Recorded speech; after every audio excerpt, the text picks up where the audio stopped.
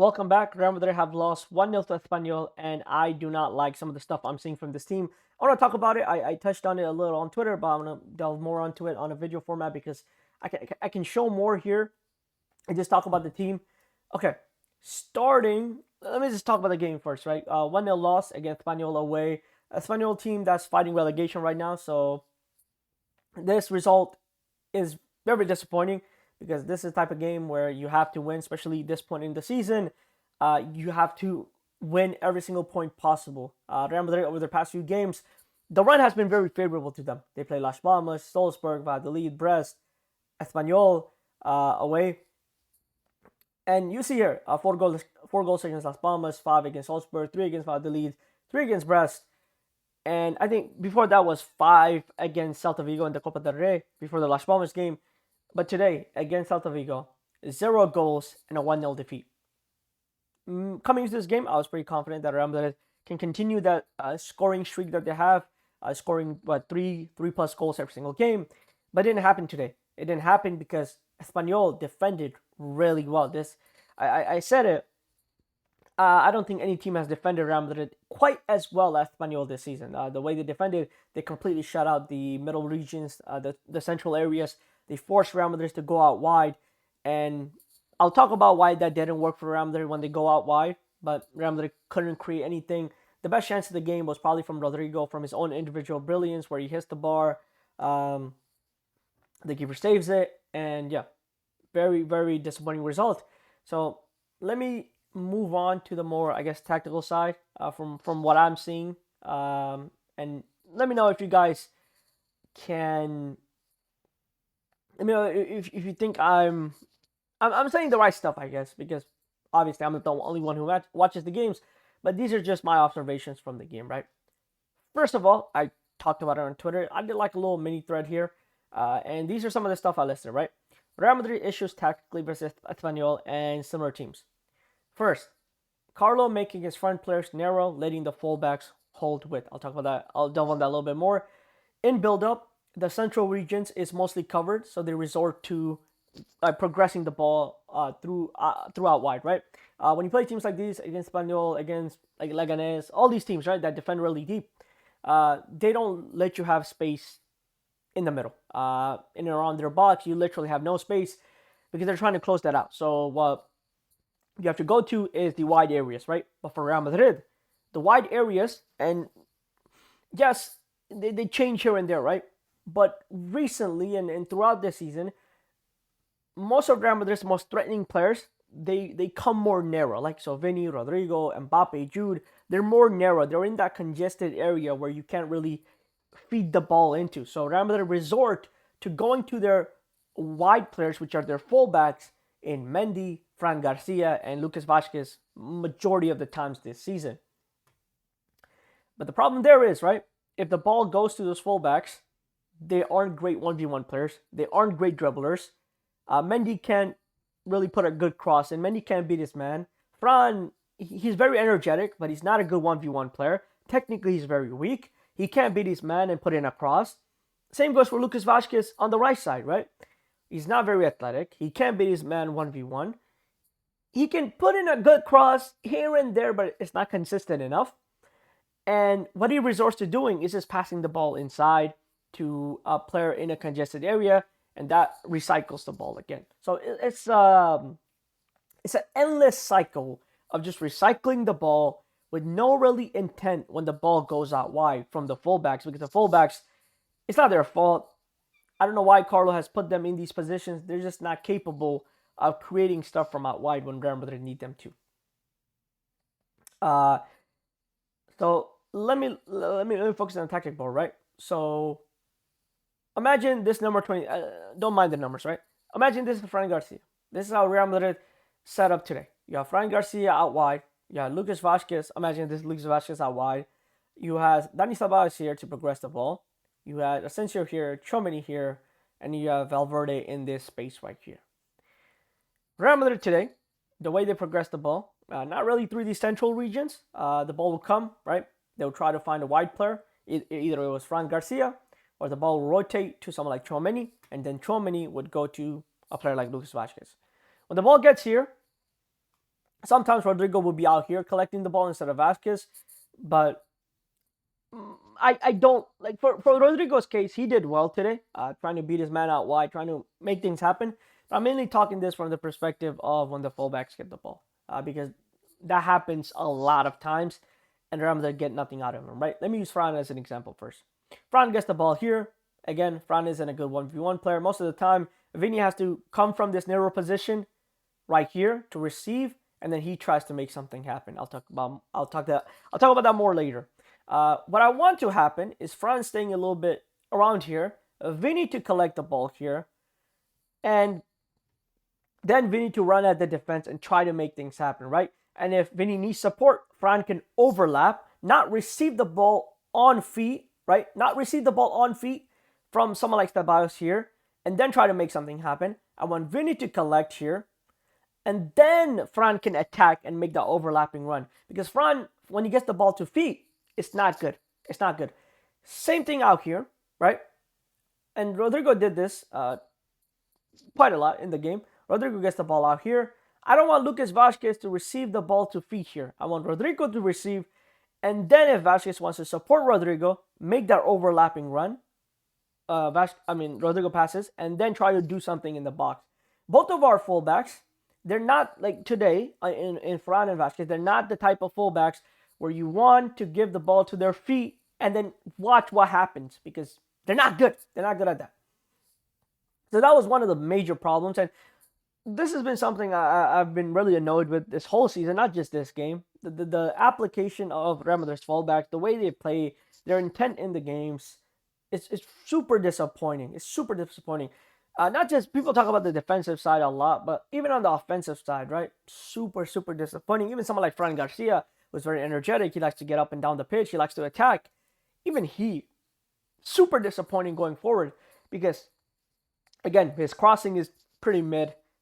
He can't beat his man out wide. It's just not a good recipe when you have these players tucked in more narrow and not really receiving the ball out wide.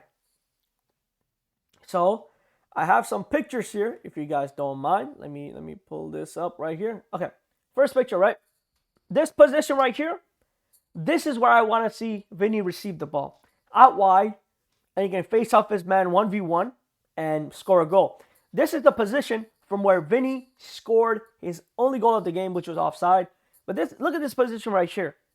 Mbappe has it. Vini's isolated out wide. He can run it. You can run at his man 1v1, cut inside, and try to make something happen. What happens? Mbappe passes to Vini. Vini gets the ball in this area. Ceballos makes an overlapping run, trying to distract the defender. And then Vini cuts in and then just bams it far post. Unfortunately, this goal was called offside. Not offside. It was called off because Mbappe fouled the player here. But you see what I'm trying to say, right? Let's look at this image right here. And this is something similar to what I showed when I talked about it here, where Garcia is the one receiving the pass 2 feet instead of it being Vini and then Garcia making the overlapping run, right? Let me go here. Here again. Valverde has the ball here. This player right here that's isolated out wide, it shouldn't be Fran Garcia. I'm sorry. It just should not be Fran Garcia, because Fran Garcia, when he receives here, he can't do much. I'm sorry, he can't do much. Vini, I don't think should be here. Vini should be here, and then Mbappe should be the one in Vini's position. That's what I think needs to happen more often. So Vini goes out wide. Fran Garcia is a little bit more deep, and then when Vini gets it here, he can help come support Vini through an overlap to just hit the ball in first time to the box, because you never know what's going to happen when you do those things. It might result in a goal, but you don't want Fran Garcia receiving here 2 feet. This whole play ends up in a really, I think, a good scenario for Real Madrid in this game, considering they didn't really do much. So here, right, from this position, Valverde passes to Garcia here, and then Vini has to drop deep, and then look what happens, right? So Garcia gets it here, lays it off to Vini, who drops deep, and then Mbappe makes this run to this area right here. And then Vini feeds Mbappe, because Mbappe makes that little run, and then from there, Mbappe tries to make something happen, but he can't really do it because, again, it's a very congested area. These are stuff you got to try over and over to create something. But when Vini's not out wide in this position. It's fine him receiving here, but I would much prefer Vinny to be in this position in the first place and then just attack that defense, run out that defense, and see what you can make, because that's when Vinny's at his absolute best. Yes, Vinny has developed his game centrally over the past few years, and I love that. I love that. I think it's very useful. It's very useful. But in these type of games, I don't want Fran to be the one receiving here. I want Vinny to be the one receiving here, because that's how you're going to cause the defense the most trouble. Other things I listed on here is that, yeah, so when it goes to the fullbacks, it creates like a repetitive cycle, right? It goes to the fullbacks can't do nothing. The ball comes back to one of the midfielders or center backs, they rotate to the other fullback can't really do nothing. It's a constant cycle of just rotation, because Real Madrid don't have, like, consistently, right? The fullbacks can't do anything from out wide. And then here, the way to beat these low blocks is, again, just staying, not by staying in one place, right? If you want to beat these low blocks, you have to rotate, you have to move the ball fast. You need those low runs, right? So like I showed here, this was one of the best scenarios from the game, right? Valverde gets it here, then Vinny picks up the ball in this scenario right here, and then you see the little run from Mbappe to cause the defense trouble. This is how you break low block down. They move the ball fast. Vinny looks up. Mbappe makes that little run. Mbappe passes to, Vinny sees that little run by Mbappe, and then Vinny passes that ball to Mbappe. These are the ways you break down low blocks, with these little intricate plays. Real Madrid just didn't do them enough. Because by the time, right, in these scenarios, from here, the ball will go to Fran. By the time Fran receives the ball and Vinny tries to drop deep, the defense is already compact, the defense is already settled, so you can't really do much from there. But in these scenarios where you move the ball fast, Vinny comes in, Mbappe makes that little run, that's how you cause these defenses trouble, and Real Madrid couldn't really do that often. Another way to do that is by combinations in and around the box. We've seen Jude do this a lot when Real Madrid do play low blocks, and this is most of the time when Real Madrid do play low blocks, this is the way they break teams down, right? Combination plays in those congested areas. The ball goes to Jude. Jude uses his back really well. He can turn really well and pick out a pass to a little runner, again, disturbing the back line super well. So this is how Real Madrid create most of the time. But today, very unlucky, very, very unlucky in that regard. And when the combinations don't really pull off for Real Madrid, they resort to just, again, that frustrating cycle of the fullbacks not really doing much, the ball getting recycled, the forwards being very narrowish, right? Narrowish. For majority of the game, in my opinion, I don't like that. What I want to see, and what I suggested earlier, is I want Vinny to hold this width. I want Mbappe to be in the half spaces here, right? I want Jude to be here. I want Rodrigo more in. Rodrigo, I want to see as the connector, from right to middle, from back to front. I think Rodrigo can do that job really well. Rodrigo, for me, is a connector. This is why I love him. This is why I'm my favorite player in the squad. This is my favorite type of players. Connectors that make the team better. I think that's what Rodrigo is great at. In these tight pockets, he can do those intricate combination plays, and it makes him really useful against low blocks. I mean, today I think he was the best player for Real Madrid. I think he was the best attacker because he could do those little intricate plays. He can dribble in tight spaces and create a shot or create a pass. And then, although I don't like seeing Vasquez receive the ball to feet, I think him and Rodrigo do rotate more, but I think I'm fine with Vasquez for now because I don't see Carlo changing it much. So this is what I want to see. Kind of like one Vinny here, Mbappe here, Jude here, and then Rodrigo here. I think France should stay a little bit back because I think that will give Real Madrid more defensive cover than they have currently, and that's another thing they struggle with. But for the right side, I think Vasquez should stay out wide more. And then from there, you see what you can do.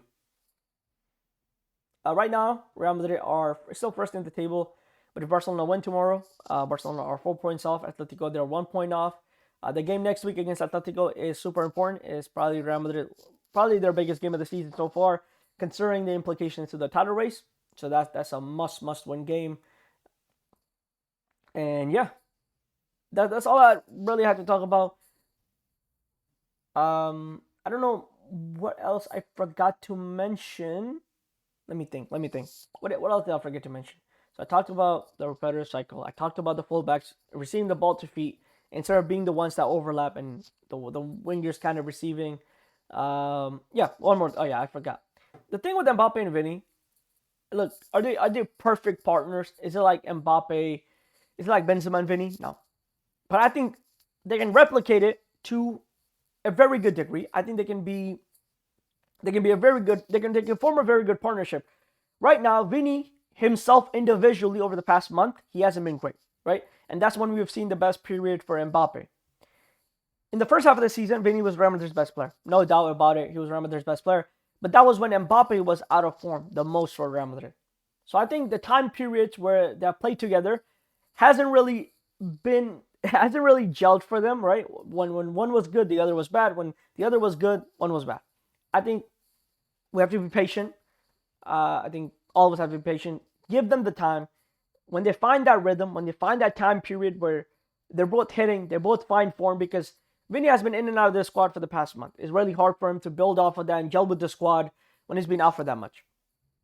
So I think I'm not gonna like judge him too much on that. I'm gonna give him time to figure it out and see what they come up with until the end of the season. I think this season is still so much to play for. Again, the title race, Real Madrid, they're first in La Liga. The La Liga is still to play for. Champions League, still in the Copa del Rey. They play Leganes in midweek on February 5th, Wednesday. So, yeah. Those are my observations of the game. And, yeah, I hope you guys enjoy. I'll probably make a video after the Leganes game if something improves or I see something worth talking about. So, yeah. Thank you guys for watching, and I'll see you later. Yeah.